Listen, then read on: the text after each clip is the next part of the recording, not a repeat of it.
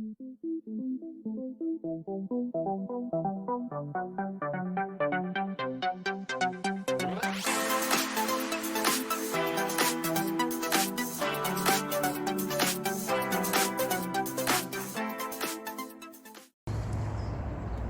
bonjour aux lecteurs de RC Mag et de notre chaîne YouTube. Alors là on en arrive au 5e épisode de la longue série sur l'Inferno Neo 3.0. Alors la première, on vous a fait la présentation de la boîte. La seconde, on a démonté un peu la voiture pour découvrir comment elle était faite. La troisième, on a démonté le moteur. La quatrième, on a fait le rodage. Et là pour la cinquième, on a fait l'essai. Alors, dans la voiture, sur le circuit de Montpellier, là, que vous avez autour de vous, si Cyril peut vous le montrer un peu. Donc il y a un peu de vent. Alors à savoir que les conditions quand même ici, ça glisse beaucoup.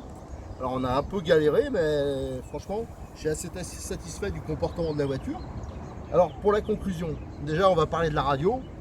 Bon, la prise en main, franchement, elle est vraiment très correcte.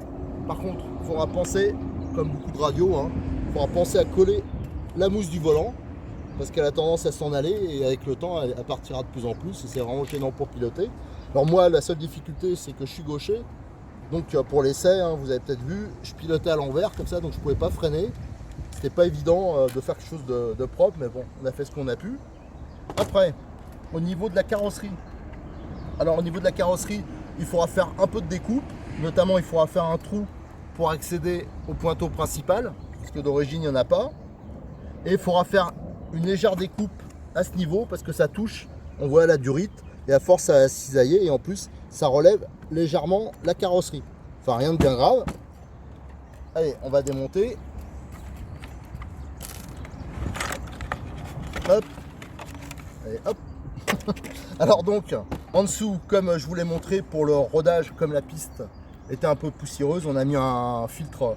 Alors le filtre d'origine, comme j'ai dit, il est très bien, mais le double mousse est quand même plus adapté à une piste poussiéreuse comme ici. On a rajouté juste pour une petite tirette ici en plastique, un petit collier, c'est pour pouvoir ouvrir facilement le réservoir de l'extérieur. Alors un petit problème qu'on a eu, un moment, j'ai le pot, en faisant le plein un moment, il s'était déboîté, la petite vis là, elle s'était desserrée. Alors comme c'est de l'aluminium, on ne peut pas trop serrer trop fort, alors ce que j'ai fait pour assurer, il suffit de mettre une petite bague au-dessus. Et là, la fixation, elle est bien fiabilisée. Alors, après, dans les petits problèmes qu'on a eu, alors à vrai dire, vous pouvez voir, j'ai pris quand même quelques petites gamelles. Il y a Cyril qui a roulé avec aussi. On a fait, je sais pas, on a dû faire une douzaine de pleins avec le carburant de rodage. Alors, on a eu un petit problème, c'est un problème radio. Et il s'est avéré qu'au début, la voiture, elle coupait par moment. Le problème, c'était, je m'en doutais, moi je suis pas trop pour ça, pour les boîtiers piles. Alors j'avais mis du Chatterton, tout ça pour essayer de... Mais en fin de compte ça doit faire des faux contacts, un problème de tension. Alors comme je l'avais conseillé avant, ce qu'il faut absolument, on l'a fait et là il n'y avait plus de problème. Il faut monter des batteries de ce type en forme de pyramide. Alors Cyril en vend, c'est les batteries Orion Marathon, elles vont très bien, il y a plusieurs capacités, je crois qu'il y a des 1600, des 1700, voilà, des 1900. Alors ça me paraît impératif pour éviter d'avoir des problèmes, surtout que le boîtier pile, il est très difficile à mettre en place. Tandis qu'avec la batterie comme ça rentre très bien. Alors ne pas oublier de bourrer de mousse aussi. Autrement, après au niveau fiabilité, absolument aucun problème, il n'y a rien qui s'est desserré. On a juste réorienté, alors j'avais oublié, j'ai réorienté aussi le pointeau vers l'extérieur. C'est pour dégager la fixation au niveau du collier là, la rendre plus accessible.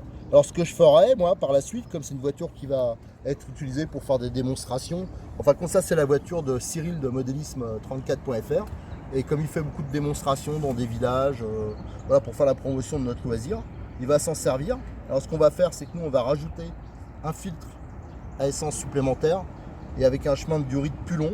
Ça c'est dans le cas où la voiture notamment elle se renverse, ça fait une petite réserve d'essence et ça évite de caler trop rapidement. Alors après au niveau donc on n'a pas constaté non plus de fuite sur les amortisseurs. L'amortissement il est vraiment pas mal. Par contre je voyais dans les virages, on sentait bien qu'il n'y avait pas les barres anti-roulis et surtout que les différentiels sont ultra libre, hein. Ça doit être de la graisse mécanique, il n'y a que 2 satellites. Donc ça c'est la première chose qu'on va faire pour améliorer le comportement. Ça va être de mettre une hydraulique dans les différentiels quand même plus adaptée. Voilà, donc ça sera aussi sur la présentation sur le forum de RC Mag de la voiture avec les conclusions. Au niveau châssis, on peut voir quand même que la suspension, ça a juste un peu usé. On voit ici au niveau des petits bossages, ça c'est pour faire passer la couronne de différentiel. Voilà. Alors je pense qu'il y a moyen après de mettre des petits sabots métalliques pour éviter l'usure. Alors, ce que nous on va monter, je vais vous montrer un peu. Alors déjà le carburant, je vais vous parler du carburant qu'on a utilisé, aucun problème, hein. Franchement un super ralenti, comme vous avez pu voir lors du rodage, ça démarre vraiment très bien. On n'a pas eu un seul calage, donc tous les pleins qu'on a fait, à chaque fois ça tombait comme vous pouvez le voir. Là c'est vraiment, il n'y a plus une goutte d'essence, hein. Donc on est vraiment allé jusqu'au bout à chaque fois. Donc ce que je vous conseille, moi, quand vous achetez cette voiture, si vous voulez avoir un peu de sous à rajouter, parce que c'est une voiture pour un Kyosho qui est quand même pas trop cher, c'est en priorité de rajouter donc la queue. Là on a tapé mais on n'a pas plié le support avant, mais il existe une option qui est intéressante. C'est celle-ci, c'est le support avant des MP7, des 777, et qui a l'avantage de ne pas être très cher, ce qui est rare dans cette marque. Et donc ça renforcera bien au niveau de la fixation des amortisseurs avant. Je vous conseille aussi d'avoir toujours dans votre caisse une couronne d'avance, c'est des couronnes plastiques. On n'a eu aucun problème, hein, mais une couronne plastique, il suffit d'un caillou, un truc comme ça peut s'abîmer. Alors l'avantage c'est que ça use pas la cloche. Alors ça pareil, c'est pas très cher, c'est une 46 dents, ça vaut le coup d'en avoir une dans sa caisse. À savoir, je vous le montre pour information, elle existe aussi en métal. Alors en métal, alors l'avantage c'est que vous risquez plus d'abîmer la couronne, mais ça risque aussi un peu d'abîmer la cloche. Moi je conseillerais de rester sur le plastique. Franchement, si c'est bien réglé, ça vous oblige justement à apprendre à bien régler l'entre-dents. Voilà, alors là notamment ça sera la première opération qu'on va faire.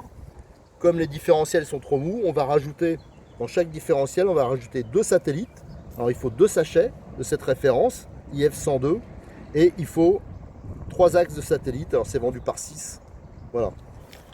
Autrement, si vous voulez, au niveau pièces détachées, vous avez aussi, c'est pas mal d'avoir ça dans sa caisse, c'est pas trop cher. C'est pas une pièce qu'on a cassée, mais c'est le genre de pièce, si vous tapez fort, qui peut casser. C'est un jeu de triangle.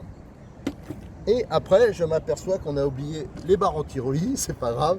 Vous avez donc le kit barre anti-roulis avant et barre anti-roulis arrière, qui apportera aussi un plus au niveau tenue de route. Alors au niveau du filtre à air, on en parlait tout à l'heure. Moi je vous conseille ce genre de kit. Alors Kyosho on a aussi, hein, mais là c'est un sismique parce que j'avais que ça à montrer. C'est donc avec livré avec 6 mousses et il y a l'huile qui est livrée avec. Alors ça c'est vraiment quand même important pour préserver le moteur. C'est pas mal aussi d'avoir dans sa caisse une ou deux bougies. Alors le type de bougie qu'il faut, hein, je vous présente celle-là parce qu'elles sont pas très chères et elles sont bien. Alors les N4 ou N5, bon, c'est à peu près pareil, hein, ça c'est plus, voilà, c'est par rapport au climat en fin de compte. Voilà, donc elles sont plus ou moins des bougies chaudes et des bougies froides. Hein. Et ce qu'on peut monter aussi, ça sera pas mal parce que ça j'en ai vu casser par exemple, c'est des palonniers alu, tout alu, qu'on peut mettre ici. Et là vous allez aussi améliorer la fiabilité. Voilà à peu près le genre de petite évolution qu'on peut faire sur la voiture. Autrement au niveau puissance des cerveaux, pour l'instant ça m'a semblé tout à fait correct. Pour les pneus, je vous avoue qu'on n'a pas essayé avec les pneus d'origine parce qu'on prépare un gros comparatif de pneus RTR entre les Kyosho, les Obitech notamment. On va faire un petit comparatif de genre de pneus. Alors là on a roulé avec les pneus j'ai piqué sur ma voiture, hein, c'est des pneus sismiques. Voilà. Mais autrement les pneus d'origine, ça on a vu des gens rouler avec, il n'y a aucun problème, ça accroche bien, ils sont bien tendres. Cela c'était simplement qu'on voulait les garder neufs pour notre comparatif. Voilà la présentation. Voilà, autrement si j'ai eu une petite amélioration que je vais faire, c'est au niveau de la commande. Alors là on a mis un élastique, c'était pour dépanner. Mais on va refaire la commande de gaz frein parce qu'il y avait le retour au ralenti quand même moyen. Alors ça on va revoir, c'est pas grand chose. Mais on va voir, je vais voir comment je vais modifier ça. mais le retour n'était pas parfait. Au niveau du freinage, je peux vous dire que même si je ne pouvais pas trop freiner avec la radio, ça freine très très très fort, même trop fort. Alors ça, il faudra aussi régler, faire en sorte que ça soit moins puissant, parce que pour le débutant, ça risque de... Si on freine à fond, là, ça part carrément en cabriole. Voilà tout ce qu'on pouvait dire sur cet Inferno Neo 3.0. Alors en fin de compte, c'est une voiture que je vous conseille. Pour le prix, en rapport qualité-prix, c'est vraiment excellent. Il faut juste après faire quelques d'origine. La preuve, hein, on a roulé sans modif. Ça a marché, on n'a eu aucun problème. On a fait une petite après-midi là, sympa. Là, il doit être, je sais pas quelle heure il est, là, 5-6 heures. Et toute la journée, on a espacé les pleins, mais on s'est relayé pour faire du roulage. Et on a constaté aucun problème, à part les petits détails que je vous ai dit et qui sont pas vraiment, c'est pas des problèmes de conception de la voiture. Voilà. Allez, je vous remercie, à bientôt sur RC Mag, sur le forum, sur le sujet où on pourra échanger sur cette voiture et sur la chaîne YouTube. Allez, merci, au revoir.